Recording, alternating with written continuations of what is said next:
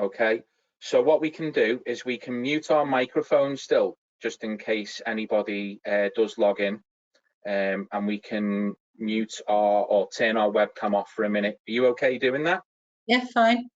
Okay, and that just means that we have got a little privacy at a moment. And then I'll hear your voice when you tell me to switch on. Yeah, we'll turn back on, and then I'll do an introduction and kind of hand you over, and it's as simple as that. Okay.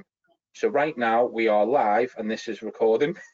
So we'll go quiet. We'll turn webcam off, and we'll turn audio off, and then I'll go live in just a few minutes. Okay. Okay.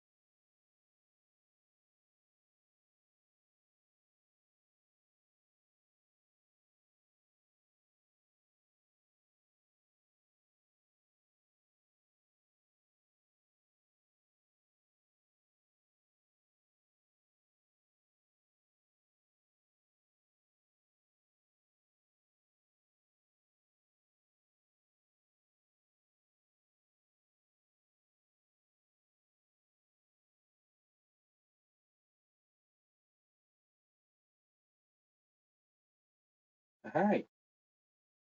Hi. Hello. Good afternoon, everybody, and thank you very much for joining us for our medical and health education webinar. I think the first thing I should point out is that you will see two webcams of myself, Craig Donaldson. I am the course advisor for this course, and our unit lead, Fiona Kevan, at the bottom there, who's another webcam. And I think it's important to let you guys know that the reason we are on two different webcams is, unfortunately, Fiona and I are working from two different locations, both of our homes. And this is due to the university following the advice from the government, where we've closed the majority of our non-essential campus buildings at the moment. So as they say, the show goes on, and we are just working remotely from our homes. So for those that are in attendance now, I can see that there's 14 of you now who are joining us. This is great. So the way that the session will go is we have a number of slides that you can see on the screen now. Fiona will work through these, and there will be an opportunity to ask Fiona some questions at the end of the session. Please do send them through. You'll see that there's a section on your dashboard there to send the questions through. They will come through to me, and I will pitch them to Fiona at the end. We will leave a good few minutes for these, so please do send them through at any stage. I would like to say as well, this is the first time that we've run the webinar remotely from one another. So if there are any difficulties in hearing us, please do let me know. Again, just send the questions through, and we'll do our very best to make sure that we'll somehow try and change the sound. Okay, so with that, please let me hand over to Fiona and we can give a start to the webinar slides. Fiona. Thank you. Thanks very much, Craig. Yes, this does feel a bit bizarre, but then we're entering a bit of a bizarre new world at the moment and doing our best. Welcome to the Reflective Educator. This is the first unit. We're calling it Unit 1 of the Postgraduate Certificate in Medical and Health Education. And I co-lead this unit together with Bipasha Choudhary. So the two of us share the leadership of this course unit. I think the next slide, Sure. Craig, slides on. So there we go. In action, teaching. I'm passionate about my teaching. Just a little bit about my background, really, and my credentials. We all like to say that we don't consider ourselves complete experts in teaching and learning, but we've got an awful lot of experience between us, and we're all still learning. So I think you'll see my various qualifications here. I've got I started off with a BA.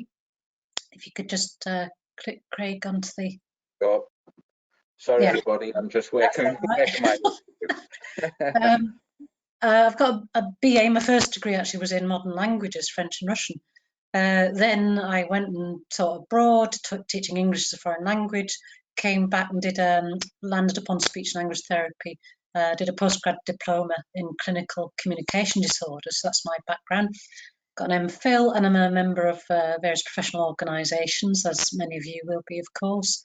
My status at the university is I'm a clinical reader in speech and language therapy education, and I have various roles, in senior roles in the university in teaching and learning. I'm very proud of the fact that I'm a principal fellow of the Higher Education Academy within the School of Health Sciences. And finally, I'd say the last point on this slide, Craig, if you could just, is that I regard myself very much as a champion of staff development and trying to really reward success in teaching across the university. That's something that we're really proud of at Manchester. So moving on to the next slide, here's the course unit team. Myself and Bip, as I mentioned, we're the course unit leads, Diane and Pat. My background is, as I said, is speech and language therapy. Bip's medical doctor, Diane's from nursing, and Patricia is a social worker. We're very proud of that fact. We think that combined experience of many decades, both in our discipline practice as well as teaching and learning, really brings a richness to the course unit. We've all taken quite different routes into becoming educators ourselves, and believe we're well placed to support you, whatever your particular background or discipline. So on to the next slide, and we'll talk a bit more about the how the structure of the course unit is. Each of the course units is divided into 4 elements, as with the other course units on the PGCert. It's a 20 credit course unit made up of these 4 equally weighted elements that you can see here. So element 1, your identity as educator. Element 2, context for you and your learners. Element 3, the underpinning teaching and learning theory. And then element 4, reflective practice. The unit's assessed, the all-important assessment, by a 4,000 word written assignment in the form of a blog. 4 parts, each of the 4 parts corresponding to the 4 elements above. So that as you're working your way through the online materials and the online activities that we've designed for you, there's various discussions and tutorials, we're supporting you to do the work that contributes directly to this assignment as you go along. So we don't bolt it onto the end, it's incorporated very much into the learning experience. So moving on to go into each of the elements in a bit more detail for you. The first element, your identity as educator.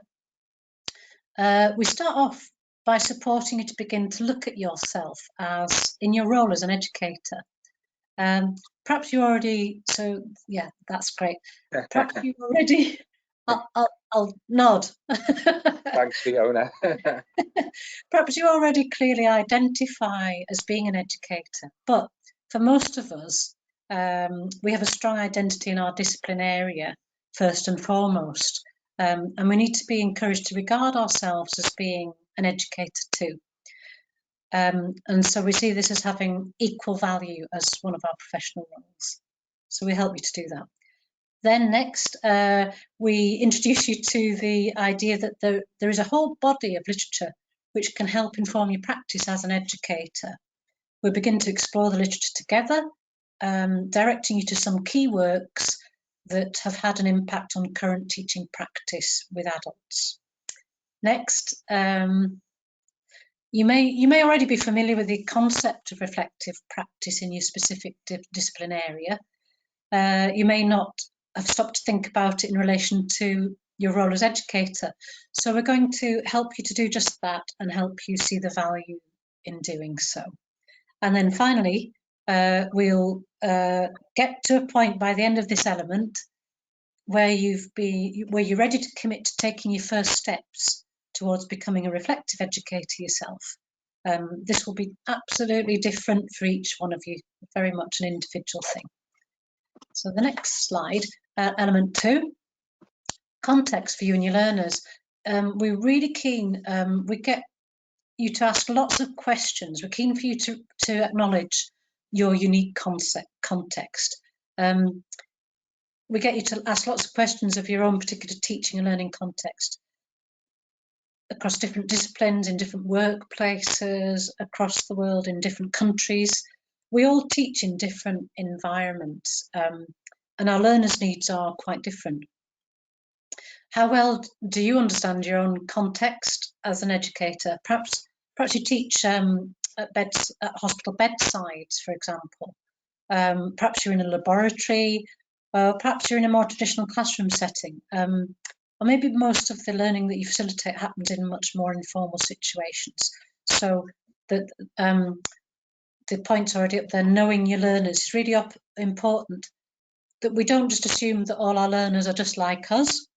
Who are they really? Are you clear about what motivates them and what it is they're bringing to the learning context that can enhance the whole experience for everyone? What might be the barriers to learning for them?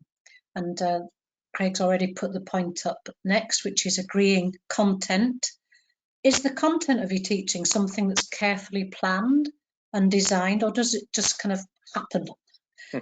Which is often how it can feel.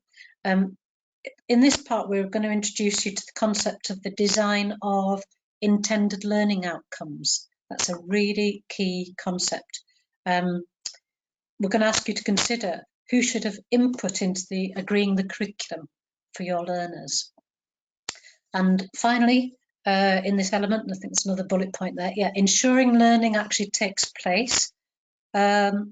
We're going to consider the challenging matter of assessment of learning. How can you be sure that the learning that you intended to happen has actually taken place? And that's where assessment comes in. That's a very difficult thing. So the next element, going on to the next slide, is the underpinning teaching and learning theory.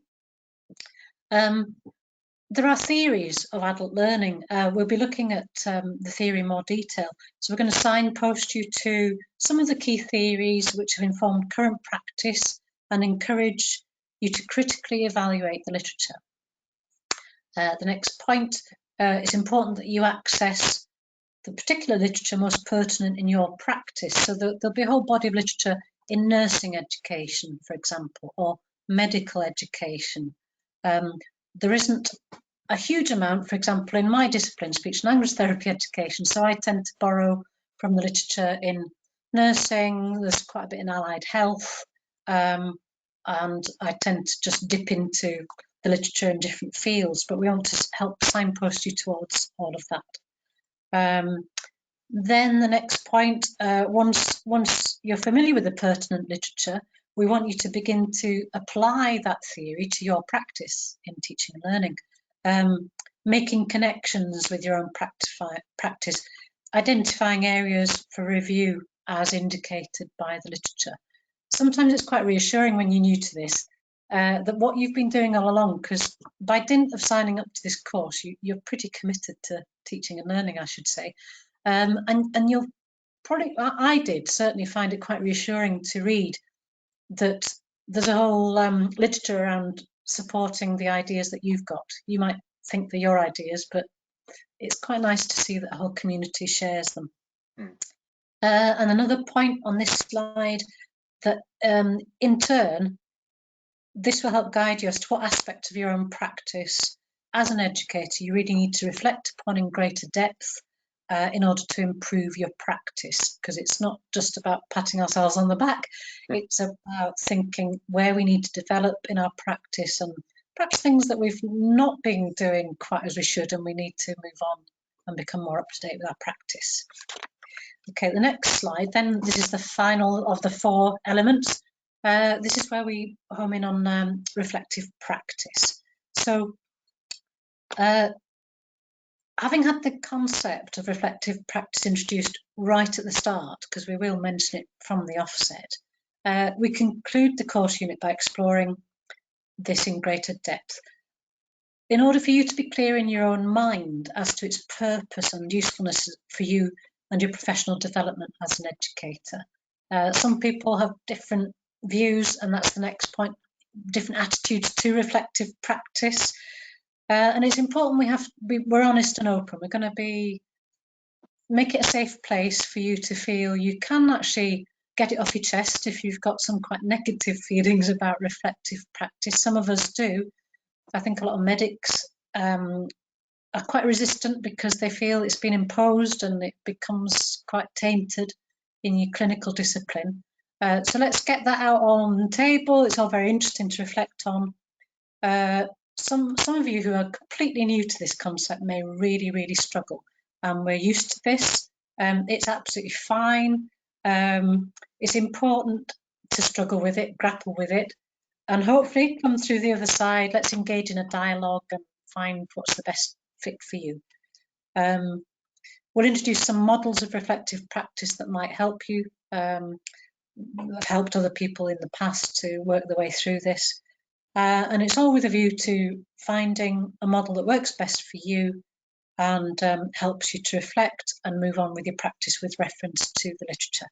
So by the end, you'll be ideally placed to write this blog, this 4,000-word blog, as previous learners on this course unit have done. And we invite you to explore your practice in an open, honest, but scholarly way, which will help you to develop as an educator.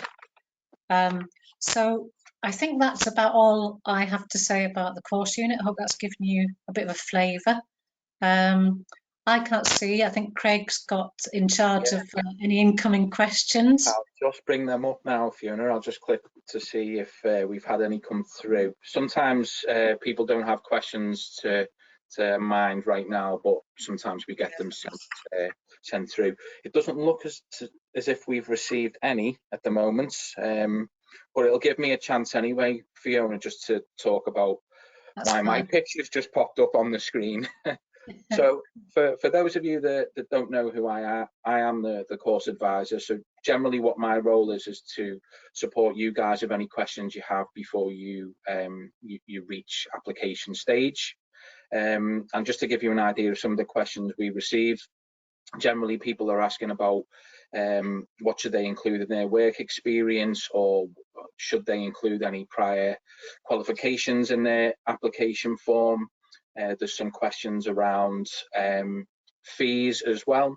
And if at some stage you have these questions, or if there's other questions as well, you can feel free to email me. My details are on the screen there. And I do think we've had one question. It looks as if I think Ronald has just sent this through. Yeah, thanks, Ronald. Let me just see. So I think Ronald wants to know if the program is accredited. Fiona, if this is something you might know. If not, we can look into this. Accredited in what sense? It's Yeah, I think that, yeah, if there's any awarding bodies or professional bodies related to maybe the field that have accredited it, that's a question I don't know, but I can come back to you. Well, it's in collaboration with the Royal College of Physicians of Edinburgh, but I'm not sure as to that status, whether that means it's accredited. I guess Diane Burns, as Programme Director, would be the best person to ask. If you are still there, Ronald, I will come back to you. As Fiona mentioned, Diane Burns is the Programme Director. I will reach out to her and come back to you on that one. All questions as well, guys, that people do send in, they are recorded for me to see as well. So if we haven't got the answer, I can pick them up at the end of the webinar. You're very welcome, Ronald. He's just said thank you, Fiona. Another question from Ronald as well was around entry requirements. So I guess, what should people have, both academically or maybe professionally? Is this something that you could touch on, perhaps, Fiona, what you would expect people to have? Well, it's a postgraduate qualification, so a degree at undergraduate level would be a prerequisite. The people often ask, people will say, well, I don't have much experience as an educator. I haven't got a job, for example, as a lecturer. That's really not important. We've had people on this programme previously who have been PhD students who have really just been lifelong students, and they feel they've got no experience whatsoever. And we try, that's fine. They're embarking on that journey as an educator. And this, we encourage them to regard their role in terms of supporting even one colleague to help them understand something, or they may have had experience as a teaching assistant, graduate teaching assistant. But we get people with a huge range of experience. Conversely, we have people who've been an educator for 20 years, but have never done any learning around being an educator. And that, it's not that some people are experts and some people are novices. They may feel that way, but you can have been doing it for years and years and years, a bit like myself, and feel like you don't really know what you're doing. You're kind of making it up as you go along. It seems to work. And we welcome that breadth of experience because it really adds to the discussions. We want to encourage, we foster this sense of community of practice. Part of what I get out of being an educator on this programme is that I take away an awful lot. I always learn from every group of students we take on. I pick up new ideas. I begin to question my practice in other ways. I'm rambling a bit now, but in terms of qualifications, I think we're very open, but just people's backgrounds are paying attention to the fact that it's a postgraduate qualification. Yeah. Great, thanks, Fiona. I'm just having a quick check as well, just to see if anyone's come through the chat facility, just to see. Oh, it does look like we've had one come through. A question for you from the course advisor side: which is the most common question students have asked or have concerns for? Oh, that's great, and that's come from Helen Burns. Good question, Helen. So I would say some of the common concerns that I've received from people is currently at the moment people are asking me when the start date of the course is and if they can start before September. This has been a common question asked of me recently, and the answer is the course does start in September, and my advice off the back of that is for people to submit their application forms as soon as possible, rather than waiting, which I know sometimes isn't always the easiest to do. If they're waiting on funding from their trust or from their employer, or if obviously they're self-funding, some people need to wait to make a decision if they can apply. Some of the other common questions that I'm asked as well is around who they send their application form to, which is worldwideapplications@manchester.ac.uk. I will send this information out separately after the webinar as well for people who are at the stage of filling in their application form. Referees is another question I'm asked about as well, as who should people include and how many do they need to include? So my answer there is 2. And I believe that it would be best to include people from a professional background where possible. And if that's not possible for both referees, if you're using just 2, then I would say to use somebody from a most recent academic position, so perhaps from your undergraduate qualification or any qual that's closest to the stage where you're at for applying for this course. Now, let me see, another question as well. I think you touched on it, Fiona, but work experience as well around what people, if they're not in a teaching position, should they apply? If they think there may be changes to their responsibilities where teaching will be included, and the answer is yes, include that in your personal specification as to why you're going for the course as well. It's always good to include obviously the responsibility. Maybe you could say a little bit more about that, Craig, because I think it does worry people. People feel somehow they should have a formal identified role as an educator, and to us that's not important. There will be some people on the course who have that role, but we need, part of what we address in this very unit, the reflective educator, is what is teaching, what is learning. In our day-to-day lives as professional people, we tend to support people to understand stuff, which seems a bit informal, but actually, and if you're a clinician supporting patients, clients, their families, isn't a huge part of what we do in healthcare about education. Very pertinent just at the minute with public health issues and the coronavirus epidemic. What various countries are trying to do is support people to understand what they need to do, and isn't that about teaching adults? So whereas people might not recognise that, they probably should recognise the role they have to play as an educator. So don't worry, we'll ask you questions and get you to recognise the role that you have as an educator, even if you feel you're only just setting out on that journey. Yeah. You just touched on it as well there, Fiona, around obviously the current situation with the coronavirus, and I guess one of the question that's being asked most is the course still going ahead? And obviously, to the best of our knowledge at this moment, it is an online course. We've been given no reason to think that the course isn't scheduled to begin in September.